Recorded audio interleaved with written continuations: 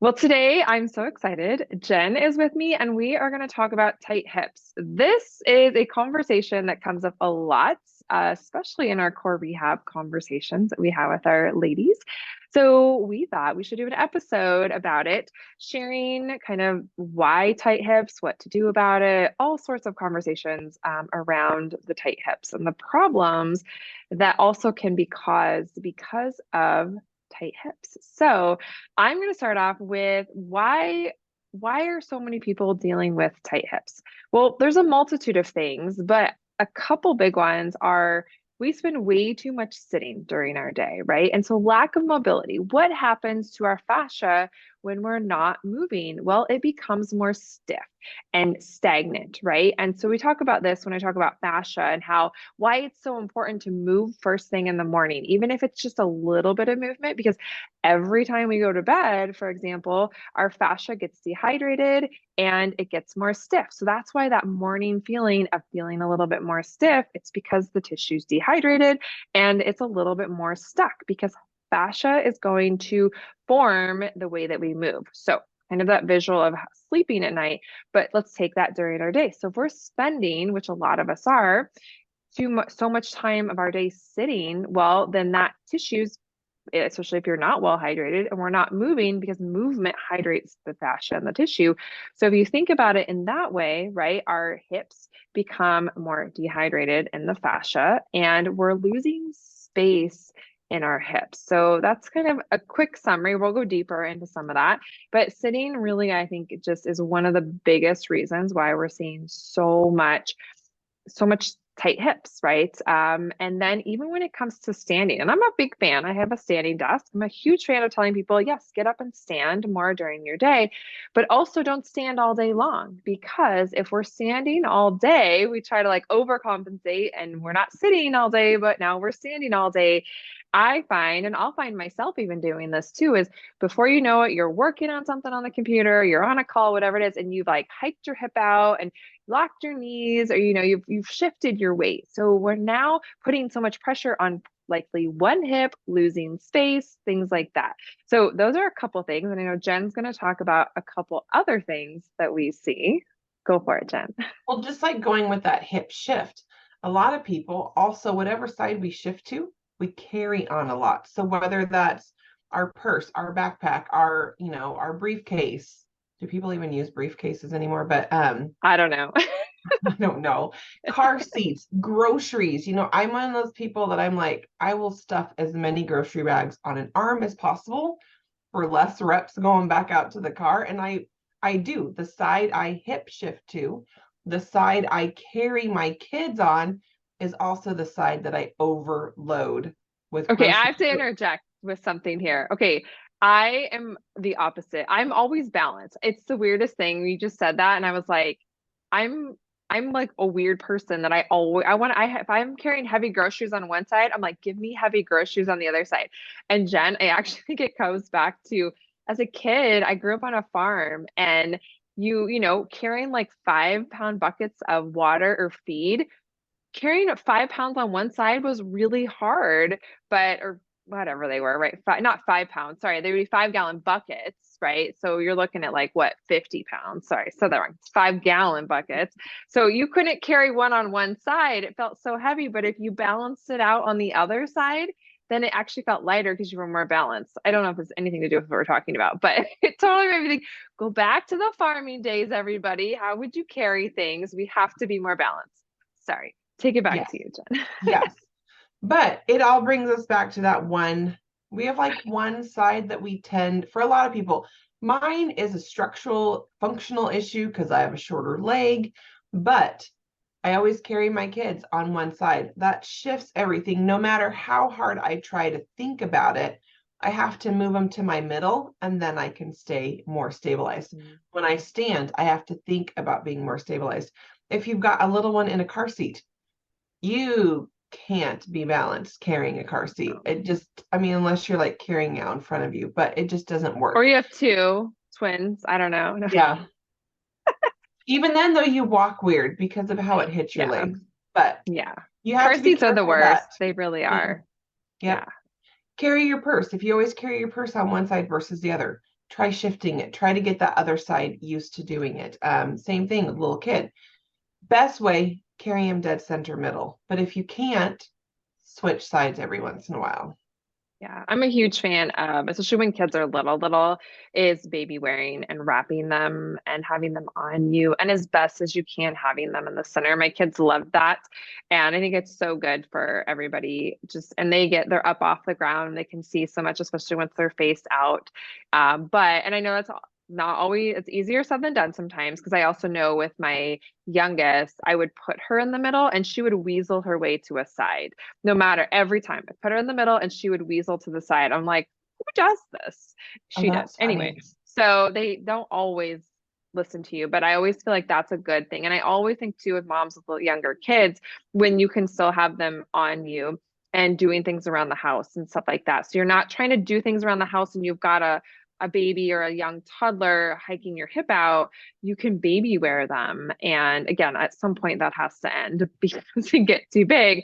But when you can, anyway, I think that can be so powerful. So I live for baby wearing. I wore both of my kids. Callie loved it even more. I lived for the Solely baby wraps. But even now, at 3, she will still crave those moments of just being on me. And so she will say, Mama, and she's 3, Mama, will you wear me? So I can't put her in like the Solly wrap, but I've got a more structured, I think it's a little baby. I'll wear her on that and she loves it. And I love it because I can do stuff and she's dead center. yeah, it's great. Yeah, wear them as long as you can. It's also a good workout too. Yep. And one other thing to add, and I always remember this, especially I talk to my new moms about this all the time. When you're baby wearing or even carrying a baby, it doesn't matter, or a toddler, or picking up groceries. Honestly, this can apply to about anything. Is we, especially in the beginning of working to rebalance our body and strengthening, we have to think of it as an exercise too. You have to connect with your body. What's your pelvic floor doing? Are we feeling that light zipping up and lengthening through our body? Because if we're not, we are likely overcompensating on other areas. And we're going to talk about that today with the hips. So, through a lot of these things that we've already mentioned can lead to misalignments, right? Also, how we're walking, just the biomechanics of our walk. And I love, I love this conversation, but it almost like I don't even know. I don't have the right words yet. But inside of core rehab years ago, I added a walking tutorial. And I know I've mentioned this before, but I can't tell you how many women reach out and are like, Erica, oh my gosh, I was walking wrong. And it's like, well, you weren't walking wrong, but I want to help you to walk better, right? Because that can help our hips a lot. And I think walking is actually so underrated and does not get enough credit for how powerful walking is to help in with alignment of our hips. Because if we are walking with a lot of heaviness, or say we don't have enough space in one hip, or we don't have the right connection through our core, or we're imbalanced through our legs and hamstrings, all this stuff I'm going to talk about, well, that can lead to imbalance when we're walking. And you might actually think walking is hurting you, when in the reality is walking could be really good for you. We just need to go deeper into our body and work on figuring out where that misalignment is coming from. So that's what I want to go in. Jen and I are going to talk a lot about misalignment here. So, what are some of the things that we see when it comes to dealing with hip pain? Like, what are those misalignments that we see? So, we've kind of talked about, right, the jetting the hip out, being in balance, whether we're carrying things and sitting too much and all of that. So, I mentioned a little bit about like the fascia, right? And it can get a little bit more stagnant and essentially kind of stuck feeling, right? If we're sitting too long or we're staying in one position for too long. So this is where changing up your position throughout your day is so beneficial. But what that can do is it can cause us to start to compensate with other muscles. So a lot of times we'll hear or we'll see that the hip flexors are really tight, the quads are really tight, the psoas is really tight. So when we're looking at individual muscles, we could kind of break them down like that. I want you to all think of how they're connected. Our quads don't just function by themselves, or nor do our hip flexors, nor does our psoas. All of that is a little bit more through the front line of our body, which then connects into the back. And if we are overcompensating through the front of our body all the time, which happens right when we're sitting. Think about that. Right now, if you're sitting, just visualize, okay, it's our quads, it's our hip flexors up through our abdominals, right? And that can cause a lot of restriction and tightness through that fascial line. And if we're not then being aware of, oh gosh, we are really just naturally overusing the front line of our body, are we paying attention to what we're doing with the back line of our body? So something that we see a lot of is really weak hamstrings, weak backline. So when I say backline, right, think like calves, hamstrings, glutes, back muscles, right? A lot of people have back pain and they're actually really weak in their back, right? And I know that that's a whole other kind of conversation. I did a podcast a couple weeks ago talking about some things with back pain. So I'll be sure to link that as well so you can listen for some more tips on back pain. But the one thing I do want to say is that as we're talking about all this and specifically kind of thinking about things that connect with our hips, know that, well, because everything's so connected in the body, a lot of things I'm talking about with tight hips can also help you with pelvic floor function, with back pain, and all of those things. So keeping that in mind that it's not just like we're compartmentalizing and talking about tight hips. So if we kind of go back and think of, okay, the front line of our body, right? The quads, the psoas, hip flexors, that whole area is a little bit more restricted. And here's what I hear a lot of, and Jen, please feel free to chime in with any of this, because I know you see the same thing, is we're told to just stretch, stretch, stretch. Stretch those quads, stretch the psoas, and all that. And I stretch the hip flexors, right? And I am for that to a point. But here's what happens. If we're really tight and restricted through the front line and we're just stretching, stretching, stretching, and we're not focused on balancing, as in strengthening the weaker areas of the body, the back line, then that front line, the quads, the psoas, the hip flexors, they're just going to keep getting tight again, no matter what amount of stretching you do. And honestly, I feel and I see, especially if you're doing traditional stretching where we're just going deep in the tissue and we're not focused on getting into the fascial system as much. I mean, again, when you're stretching the muscles, you are stretching the fascia. But if we look at it in the other way from a fascial perspective, because in order to really stretch the fascia, we want to be engaged and lengthen, not just go deep into the stretch, which you see in a lot of trainings, right? What's the like the runner, not a hamstring runner stretch, but like the hip flexor stretch? I feel like we see that in a lot of sports, right? Where like you're down on the ground, like on your knees, or One on knee one knee, forward. one leg forward, and we're really stretching into the psoas, and I'd say hip flexor more. And while it can feel good in the moment, and you might feel like, oh, that releases, I feel like I have a little more movement in my hips, but then it comes right back because it's a temporary release. You're not actually telling the body, oh, we're creating more space with strength. And that's when we start to look at the body from a fascial perspective.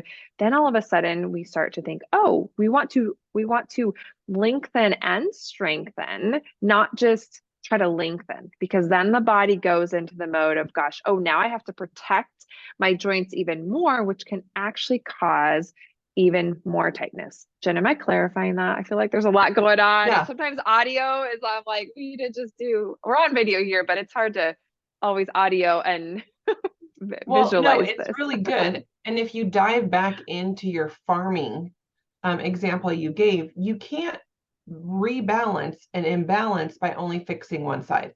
Like Yeah. if you were carrying 50 pounds on your left arm, well, you could try to stand up straight, but there's going to be a compensation, right? That left side's going to be tighter.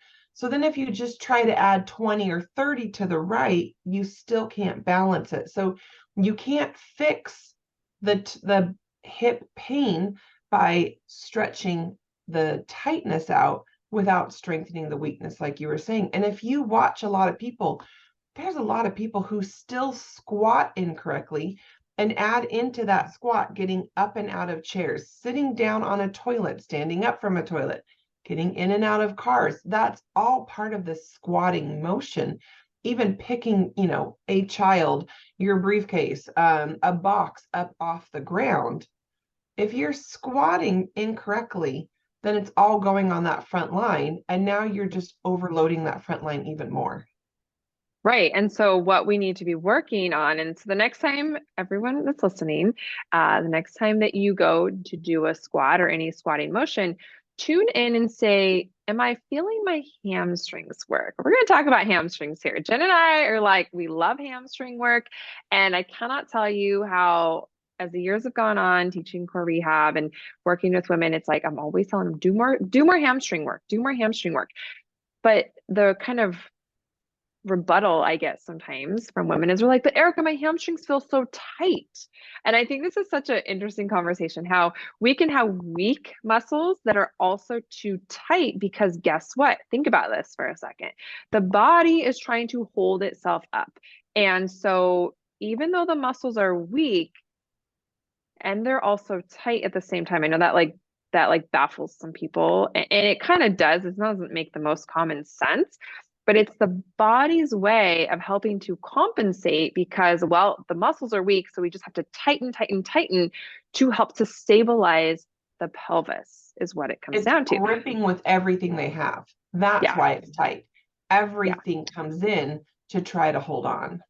But it doesn't mean they're strong. And so I always find it so fascinating when I get women to work on strengthening their hamstrings more in the right way. To do it in the right way, that's for sure.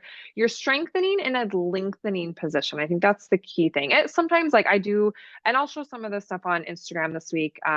And some little videos, but like the hamstring ball squeezes, right? Those are great. And yes, is that technically a shortening motion of the hamstring? Sure. But the reason I love it is it gets the hamstring on and working. Now, an exercise like a deadlift, right? For example, I love deadlifts, and deadlifts are more of I feel like they're more of a lengthening, strengthening exercise for the hamstring. And so when we think of that, and that's also why I like doing Pilates spring work and legs in the straps and band work and things like that, we're strengthening the hamstrings, but in an elongated way. And so remember kind of what I opened this whole conversation talking about fascia. Fascia likes to be lengthened and strengthened as well as best as we can. Again, there's always outliers to things, but when we kind of start thinking about it like that, because I feel like so many women get scared to strengthen their hamstrings because they're like, oh, but if I strengthen them, they're just going to get tighter. And that's actually not the case. They're actually going to get stronger and more pliable because now the fascia and the muscle, because remember, ladies, our muscles are wrapped in fascia. Every single muscle spindle is wrapped in fascia. So if we're thinking of training our body in a little bit more of a fascial way, we're becoming more fascially strong and fascially fluid. And so when we're working that tissue and we're working to become stronger, our hamstrings actually then start to realize like, oh, I don't have to grip and grab, but I can be strong and pliable. Jen, do you have anything you want to add to that? Um, I will add terminology for it. Okay. Romanian deadlifts are my all-time favorite for hamstrings because you keep the legs a little bit longer, but you are lengthened and long through your upper torso. That's the biggest key versus a deadlift where we're bending our knees more and sitting down. But a lot of people think those deadlifts are just for their quads or their glutes. But doing a sitting down deadlift, if you are truly sitting down with into that weight and into your hamstrings, it's a huge hamstring strengthener. But yeah, Romanian deadlifts by far my ultimate favorite hamstring work. Yeah, I think key to clarify too, and it's probably maybe how I teach them with the bent. I do teach a bent knee Yeah. deadlift, but I do teach them to clarify like that your back line or from your hips through the top of your head is super straight because the movement, and this is the mistake that I think some people make with deadlifts and they get scared to do them, is that they're pulling in their back because they're locked in their pelvis, right? So when we talk about tight hips, um, tight glutes like Matt, and we've talked about this before, but I want to mention it again. If we're so restricted in our glutes that we can't feel space and movement in the sits bones and between the hip bones, we just don't have good gliding. We need to learn to let go of the glutes and yes, learn to strengthen them the right way, but not strengthen our glutes with our pelvis in a locked down position. So when I'm teaching a deadlift, it's all about like lifting from underneath the sits bones So you're going to start working the glutes, but we're not in a tucked position to do them. And I think that's the biggest mistake that so many people make with deadlifts, and they get scared. They're like, oh, it's going to hurt my back. And it's like, well, deadlift is not a first step for strengthening hamstrings, but I just know a lot of ladies listening are, big into working out. So I always like to cue into that one. If if deadlifts are definitely not a first place to go, especially if you have back stuff. That's why I love the ball squeezes, because it's a really everybody can do those. Pregnant moms can do those. It's super safe. We can play around with the position of our leg positioning, or where if our knees are more rotated in or parallel, to kind of get, a lot of times it's the inner line of the hamstring that's really weak on ladies. I see that a lot. So think of all the pelvic floor conversation we have, right? Is that if our inner lines of our hamstring are really weak, they just don't really work very well. It can also explain why we don't have a lot of feedback sometimes for the pelvic floor, or maybe why the pelvic floor is grippy and grabby. Maybe why our glutes can get grippy and grabby. Like I talked about that, like tucked pelvic position, right? If we don't have enough hamstring strength, then other muscles in the body have to start to overcompensate. And so, well, what happens with that? Our hips get really tight. And kind of back to the conversation where we were talking before about the tight front line, right? Quads, hip flexors, psoas line being really tight. What does that do? Especially if you've got one side that's a lot more restricted than the other. Let's say, for example, just for clarification, let's say the right side, say you feel the right side of your right leg is always really tight. You're like, just the front line of it is really tight. Well, and then you're like, oh gosh, I get this SI joint pain on my left side, right? There's this imbalance.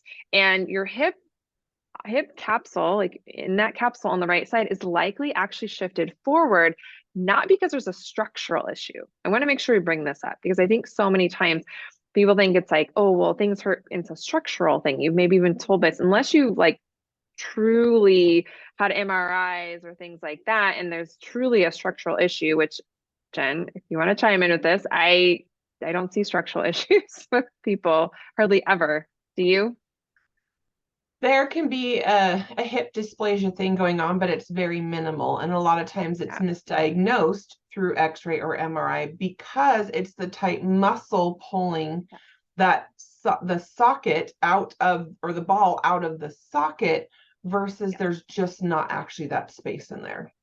Yeah, that's exactly where I'm going with that. So when we start to understand that, oh, the pinching, impingement, the tight restriction that we might be getting, thinking that there's like something wrong with our hip. And again, it's always good, go get it checked out to make sure there's no tears or things like that. But ultimately, when we start looking at the body, and if you start paying attention to, gosh, okay, my right side is more restricted, so maybe my right hamstring is actually weaker. Maybe I do need to do some opening and lengthening of that right side. But just opening and lengthening it in a traditional deep stretch isn't going to do the trick. We need to start to rebalance the back line, right? Hamstring in particular, and just rebalance what's going on. What's going on with the pelvic floor? I know we have a lot of pelvic floor conversation, and I can tell you that tight hips, or a tight hip, doesn't always have to be one hip. Sometimes one hip is really restricted and it yanks on the other hip, and it actually causes, so for example, back to the right side, maybe that right hip is forward and really tight because it's hanging on for dear life because it doesn't have the support it needs from somewhere else in the body. But you're like, well, my right hip doesn't hurt. It's all on my left side, because your left side is just getting yanked around left and right. And I think so many times this is where we get kind of misdiagnoses in the medical world with the physical stuff that's going on. It's like, okay, well, maybe you're going to physical therapy or whatever for the left side because that's where the pain is. And maybe it gets a little bit better, but ultimately we're actually not looking at the source of the pain, because the misalignment is not from the poor left side. It's actually from the right side, for example, anyway. Well, and you and I could, we could go to a gym and we could look at all the women in there, and we're going to know who does hamstring work and who doesn't, because you see that beautiful hamstring line, which does not exist on a lot of women and even men, because they work what we call the beach muscles or the mirror muscles, what they see, and they're not activating that hamstring. Oh, absolutely. All the time. And I've worked with I've worked with so many amazing women over the years. And when I have, I remember the other day, I was teaching a pelvic floor workshop and beautiful woman, she does bodybuilding. And even with hers, we were talking about pelvic floor. And I pointed out to her, I'm like, your hamstrings for the strength of her quads. I was like, you need to do more hamstring work. And she was shocked. She knows a lot about movement in the body, but no one had ever explained that to her. And like, look, this is why, right? Here's the reasoning.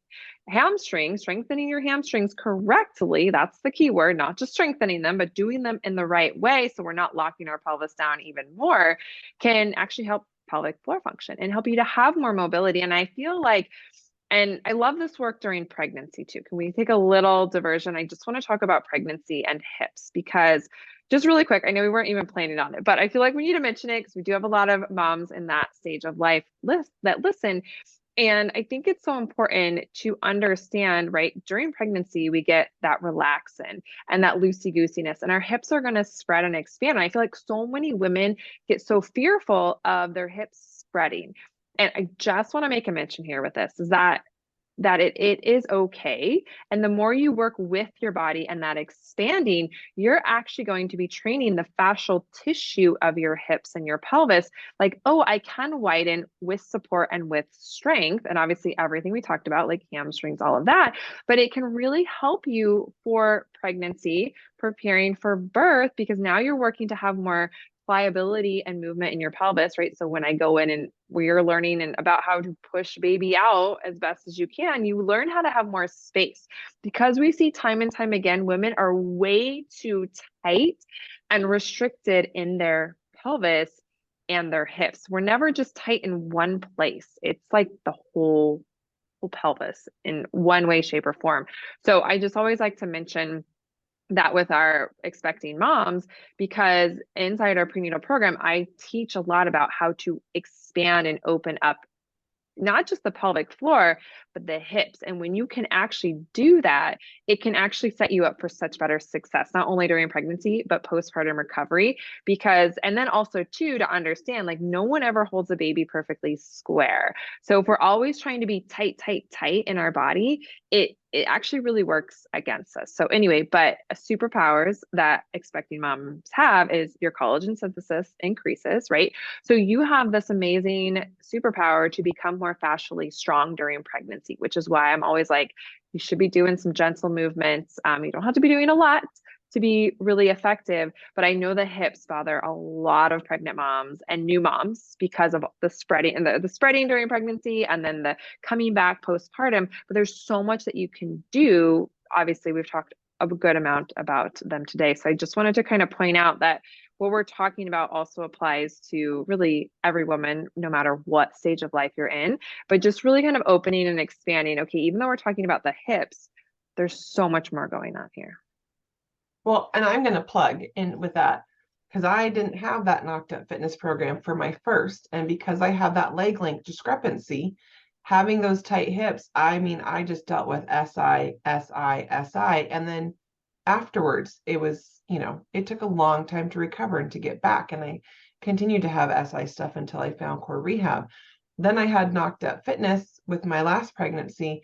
It was a game changer. My hips just moved. They opened, and then I was able to reset as I needed, but I reset it in a gentle way using my own muscles instead of having to run to a chiropractor to put me back in every time. Yeah, I love that you said that and recognize that. I'm sorry that you had the pain. I want to point something out that you said because of your tight hips, it caused SI pain. And I think this is where in the world of talking about back pain and SI joint pain, we get so fixated on the SI joint. And I'm sorry, ladies, it's rarely actually ever coming from your SI joint. Like, yes, your SI joint can get twisted, it can get torqued, it can do all of that, but it's not your poor SI joint's fault.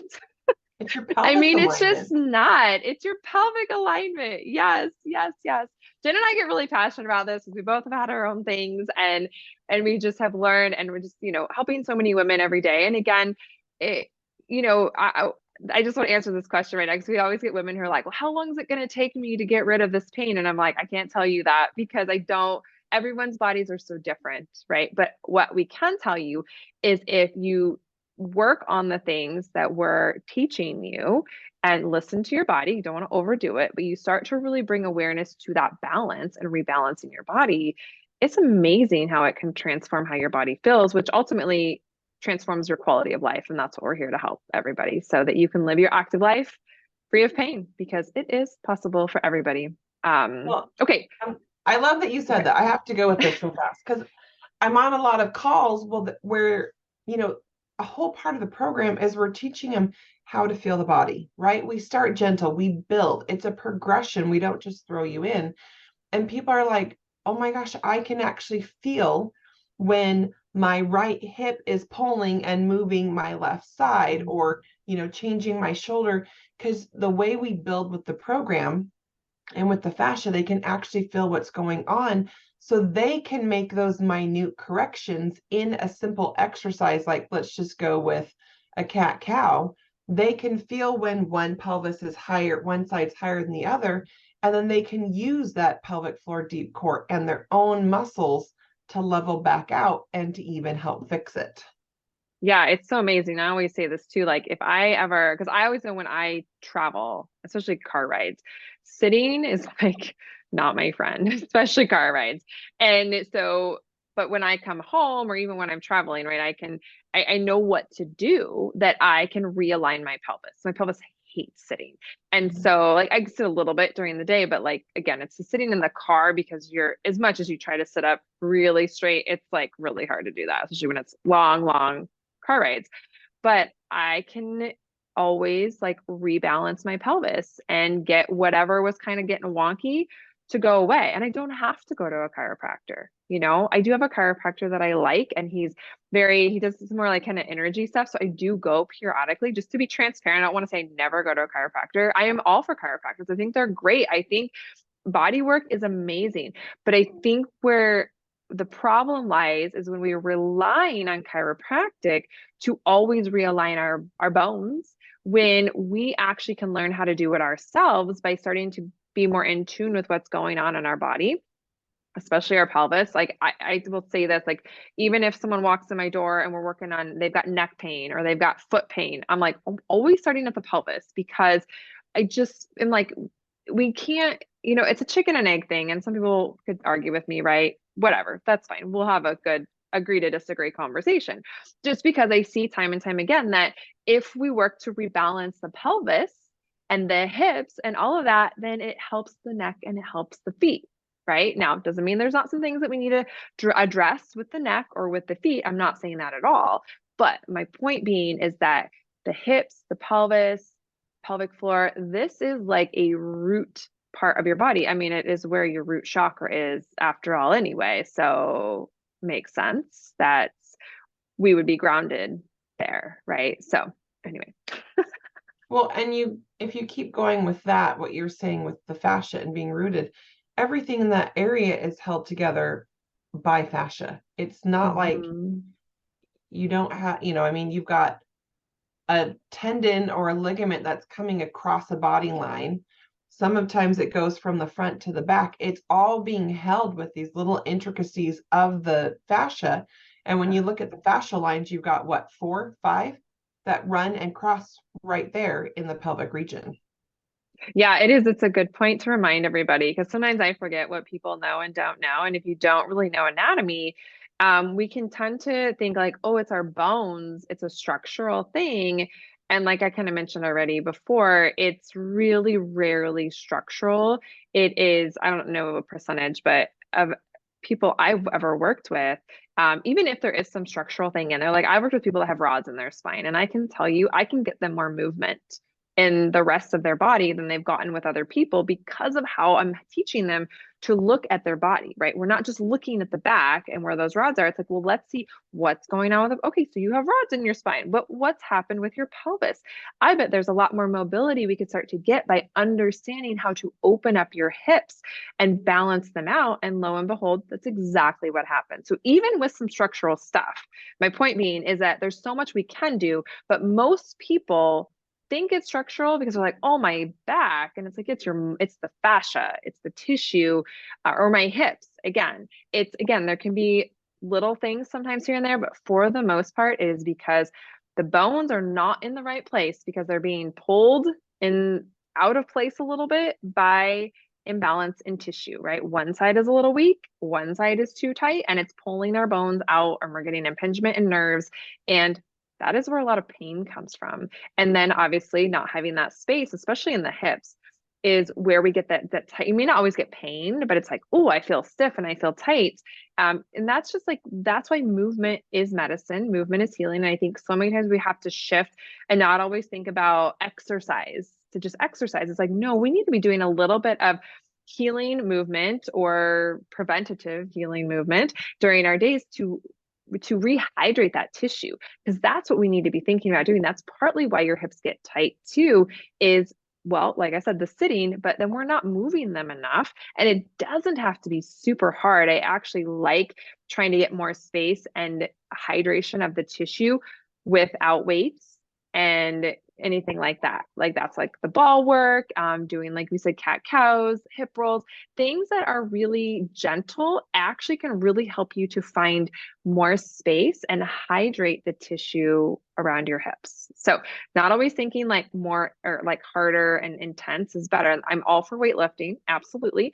But I think there is a balance there. We've got to have these amazing fundamentals of balancing the pelvis first before we load. And then once we have that balance, we need to find this finesse of keeping things balanced with the non-weight bearing movements. And then we have that connection and we have that space. Then we start to stack and load with weight and strength training, and it changes your life. It transforms your life.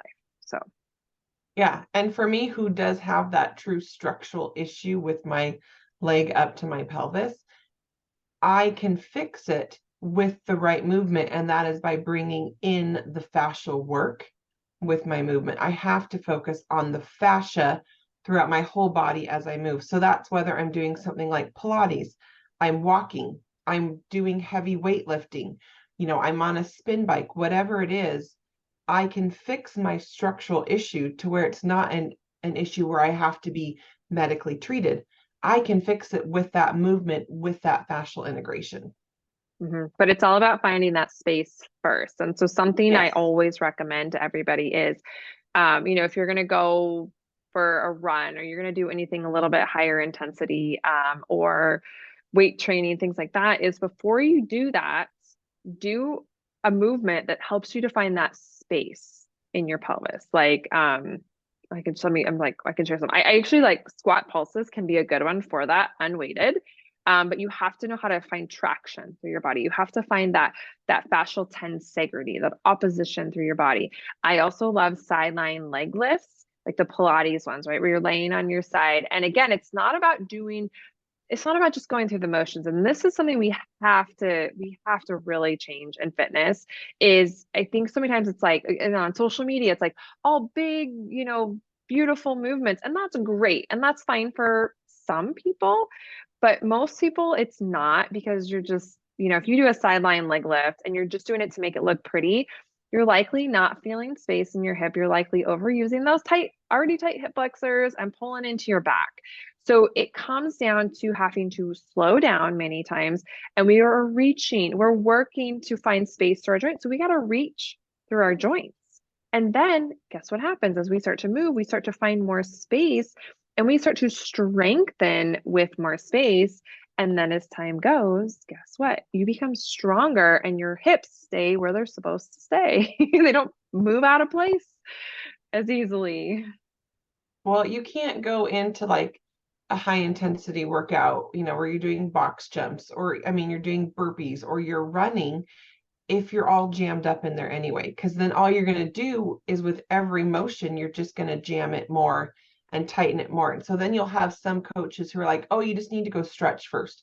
And so you do all this static low lying stretching right before your workout, and you're actually tightening everything down more instead of stretching it like you think you should. tightening and shutting off muscles. I Yeah. feel like that shuts off muscles. I mean, you want to, the quickest way to shut off muscles, do a deep stretch.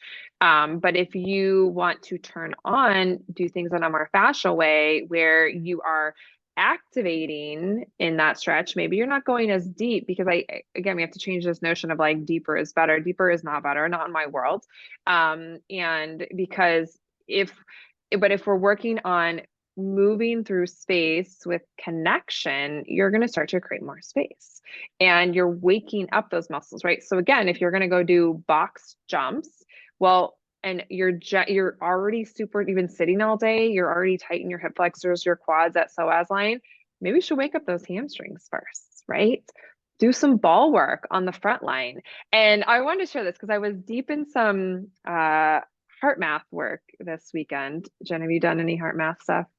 Mm. We'll talk about that. I'll come on. We'll talk more about it. But and I love the teal ball. The reason I got my own to have for everybody so everyone could get access to this ball because it's so powerful. And when I was digging into some research, I had this another aha moment as to why it's so powerful for everybody. Because I know, and I always tell everyone, hey, I know when you do the ball work, sometimes it feels like you're not doing a lot, right? But you have to trust in the fact that it is.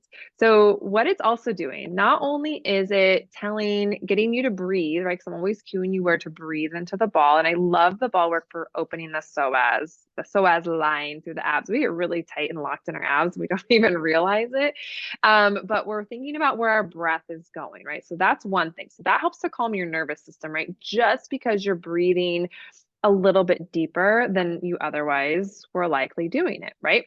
We're also with that ball, and it's if you can do it just directly on your skin, you're going to get a little bit more friction in the fascia. So if you can do ball work skin to skin, it is something I do recommend. You're going to get a little bit more friction in there from the fascia, which means then we actually can be hydrating the tissue even better. You're going to hydrate the tissue regardless, even if you have a shirt in between the ball, but you're going to get a little bit more slide and glide of the fascia if you can go directly on your skin and the ball is kind of like grabbing the tissue a little bit. But it's also because it's making you slow down.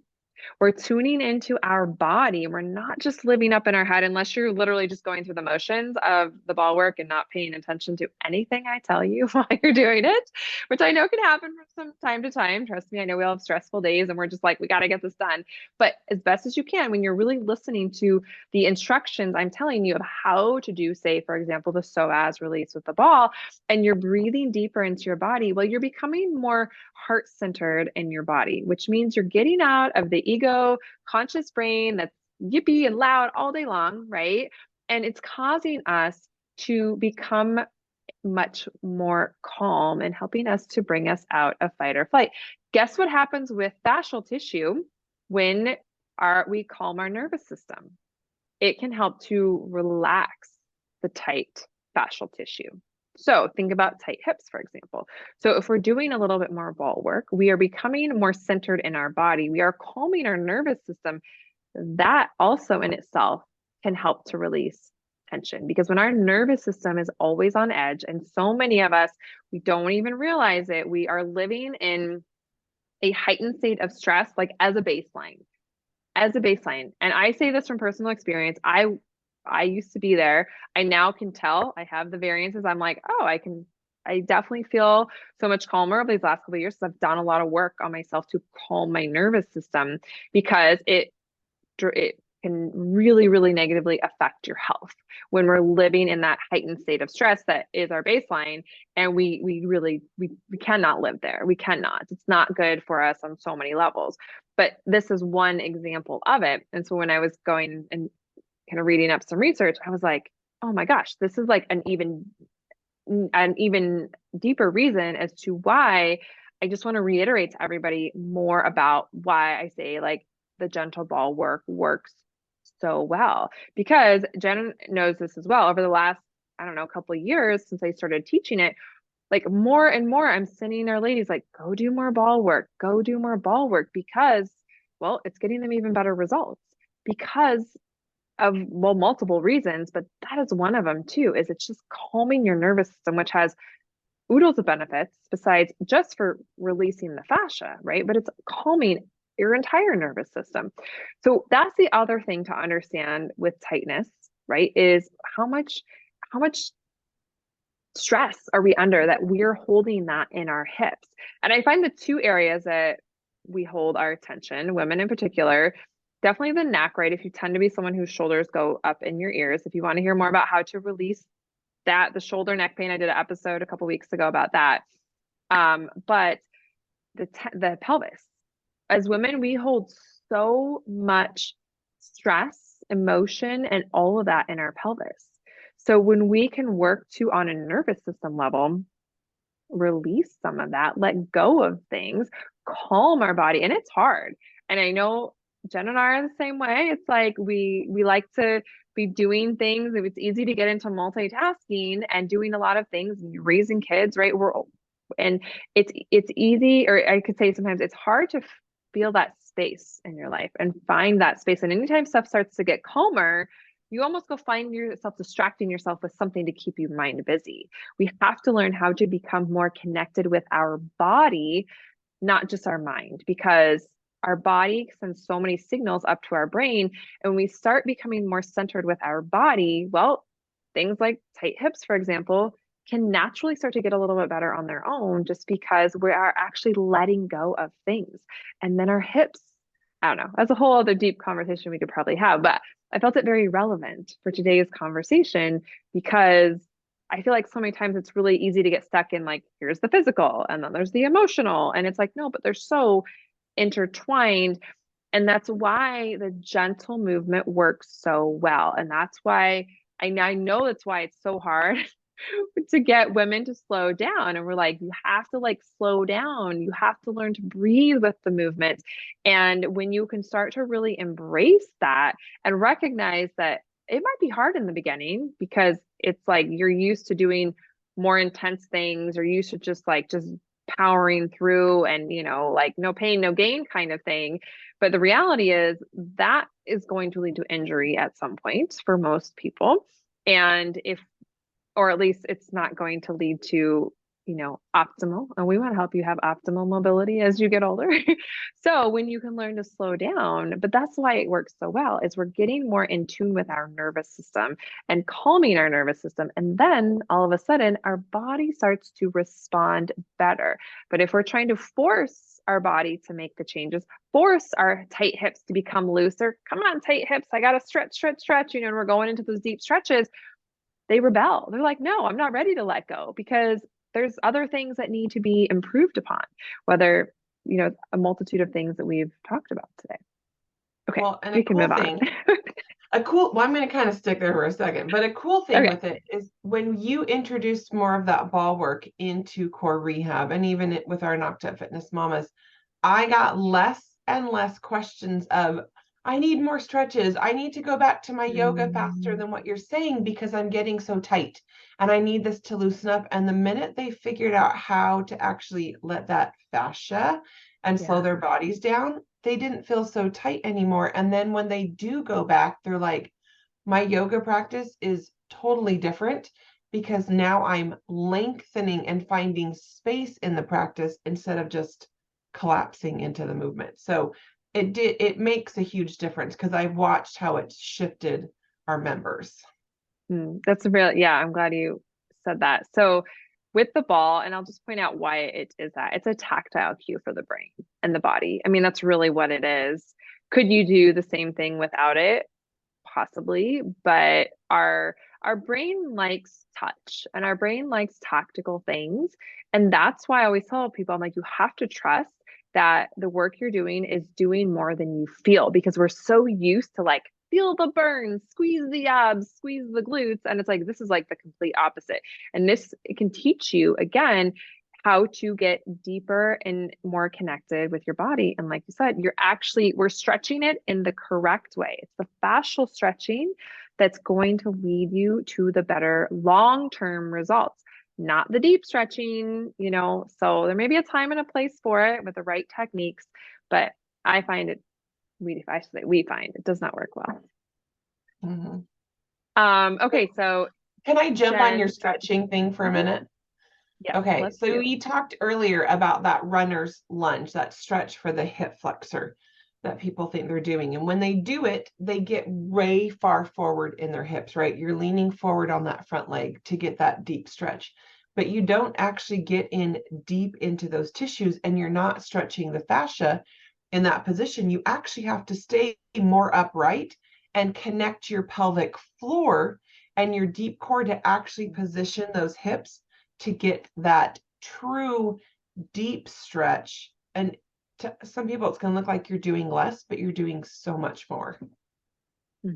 Yeah, that's why I kind of go back to the statement about like bigger, prettier ranges of motion is definitely not usually better. So, Yeah. you don't see really beautiful movements on my Instagram. Sorry guys, but like that's just because most of the time it's not what you need.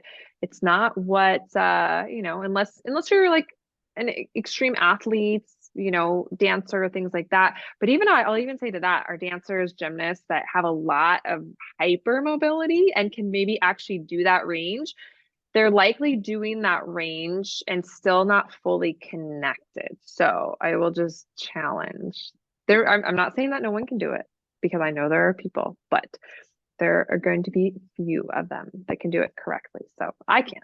I can't do like a high leg kick correctly. Mm-mm. Not happening. No, and It's not my there's some hip, motions you you know? do.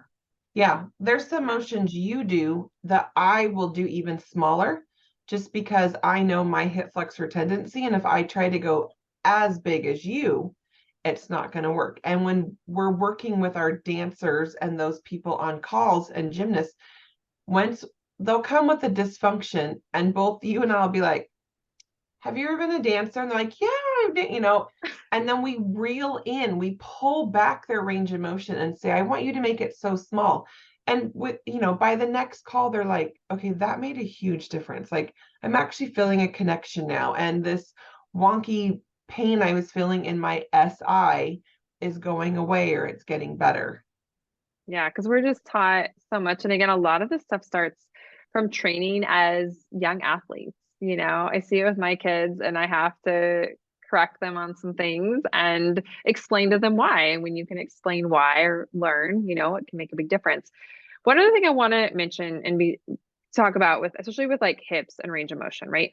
Different people's hips can be shaped different ways. So I thought of that as we were kind of talking about like bone structure and things like that. So I don't want to say like, oh, everyone's are exactly the same, but also understanding that my point of what I was trying to say earlier is that I feel like so many people think things are structural and they're tissue related. But Jen and I, if we were to do x-rays on our hips, they could be shaped totally different ways. And I may have more range of motion than she does for certain movements because of the shape of our hips, right? So, but there also may be things she can do a little different and easier than I can do. So it very depends. And this is why when you go to a workout class, for example, do not compare your range of motion with somebody else's range of motion because everyone has different circumstances. What's going on with their body? Do you have injuries? Are you working on healing something? What they may be doing it completely wrong, even though it looks nice. You just don't know that. So I think so many times we have to put our blinders on when you go to, especially a workout class. And I even tell all my students with my videos, like, okay, just because I do, and I try to be a little conservative with my movements, but even on them myself to show how to do it. But I will say, do half of the range I'm doing, and that's okay. And we have to give ourselves that permission to like, oh, it's okay to do a small range of motion. I guess I never realized that. I hear that a lot too, because we're just always taught like, oh, well, our instructor is doing this big range of motion, or if we have a dance background or things like that. And here's the thing, and I know people will say, well, we want to be working full range of motion because that's functional. So let's talk about that for a minute too, because I get you. I hear you. Here is our goal. My goal for everybody is I want to help you improve your full range of motion so that you have a functional stride when you're walking. You have a functional squat when you're squatting. Like whatever it is, I want to help you get there. But the problem is if we have imbalance, we have lack of space in our hips, and we have twisting and all that stuff that we've already talked about could be going on. And we're just practicing functional movements. And we're really focused because we've got someone saying in our head, like full range of motion, you have to do full range of motion. Well, maybe that full range of motion right now is you're not ready for it. And but you can get there by taking steps back, working small range of motion, working to rebalance, and then we're working that way. And I think that's the biggest thing I always want to reiterate is we come across so many women, a lot of them moms, who they just feel defeated and feel like I'm never going to be able to do fill in the blank, whatever their movement is, right? Ever again. And whether it's running, high intensity, whether it's just heck being able to go throughout their day without pain. Like it is surprising, and this may surprise a lot of you. Those of you in this situation, it won't, of course, but I mean, young women, mid-20s, 30s, having a lot of pain, back pain, hip pain, all of that. And I'm like, that's so young. Like, where are we going to be if we don't start to fix that in 10, 20, 30 years, right? And I feel like so many times, and we talk about the word mobility, and I feel like women in their 20s, 30s, 40s, whatever, don't think about mobility as like a thing. Oh, that's like as we get older, we need to work on our mobility. Like, no, you need to start working on your mobility now, whatever your age is, whether you're 20 or you're 35 or you're 70. Like, it's never too early, it's never too late. But the thing is, there is a time and a place for functional movement and full range of motion. If you have no pain and you're feeling all the connections, by all means, please practice full range of motion. But I without will challenge. compensations. Yeah, well, correctly. Yes, you have to do it correctly. But I will challenge you, weave in some of the other practices that Jen and I talk about, the pulses, the smaller range of motion, see what happens, because you could actually make your fuller range of motion even better and even stronger. But for those of you that can't do full ranges of motion, I always think that's a goal for you to strive for, or even if it's just improving your full ranges of motion. But just working on full range of motion is not likely going to get you there. We have to pull it back, do with the stuff we've talked about today. We got to find that space. We got to train our body to be more fascially strong and fluid. And then we can work to improve range of motion. That's the way we have to do it. And I think so many people get scared of like, oh, but if I'm going smaller ranges of motion and I'm slowing down, like I'm going to set myself back. And again, it couldn't be farther from the truth, because that's actually what's going to get you there. It's this whole idea of slowing down to speed up. And again, it's hard. It's hard for us, especially when we're used to, going hard with our workouts and doing a lot of things. But if your body isn't feeling good, you've got tight hips, you've got SI stuff going on, pelvic floor stuff going on, whatever it is, like you're just going to keep kind of hitting that wall. Like you might get a little bit better and then you keep coming back. It's like this back and forth, back and forth. And something Jen and I love to teach is invite some of what we talked about today can help get you moving in the right direction. So, and I'll be sure to share some of the movements that I've talked about today. I know I've shared some of them before, so I can link them in the show notes and things so you guys can get started. But there's just so many things. We just have to start looking at movement in a different way. And I think that's the biggest thing. And I feel like I've been saying this more when women come into our world. I'm like, okay, so everything you've ever learned about movement and fitness, just put that aside, and you're coming in because you're going to learn a whole bunch of new stuff, and it's going to be the 180 of a lot of what you learned already. Right, Yes. Jen? Yes. Yeah. But it's a game Yeah. changer. Yeah. So don't fight it, because the brain likes to fight it because it's like, wait, but I've been doing whatever this way for however long. And it's like, yeah, but there's a reason why maybe your hips aren't moving as well, right? So those are the things that it's like, just come in, be open-minded, try some of these things, try slowing down, try shortening your range of motion, and you may be really, really surprised and amazed at what happens with your body. So kind of can open up a whole new world, right? Yes. Any last things, Jen, that you feel like you really want to add to our tight hip conversation? Just for those people that are in that mindset of you've got to go hard, you've got to push harder, you've got to stretch deeper to get it. If I've worked with athletes for the majority of my career. We don't train professional athletes in that hard space all season long. We have what's called periodization. And We have to, if I want to make an athlete faster, I have to slow them down and fix their technique before I can bring that speed back up. If I want to make a deadlifter stronger to break a world record, I have to back him off of his weight and get him moving and connecting properly to actually get that strength in there. So take those seasons in your life to back off, to slow down, to shorten your range of motion, and to really figure out and find that fascia in your body. And it'll literally change where you are now from where you will be in 6 months, a year, whatever. Mhm. Yeah, it will. And not only can it make you stronger, but it can calm your nervous system and help you to feel less stressed. Yes. Awesome. Well, thanks, Jen, for joining me today for our tight hip conversation. And ladies, as always, if you have any questions, please don't hesitate to reach out. You can always find me on Instagram at Erica Ziel. And of course, check below for show notes. I will link up some things that we talked about today and head on over to my Instagram. I will share some movements and continue the conversation over there.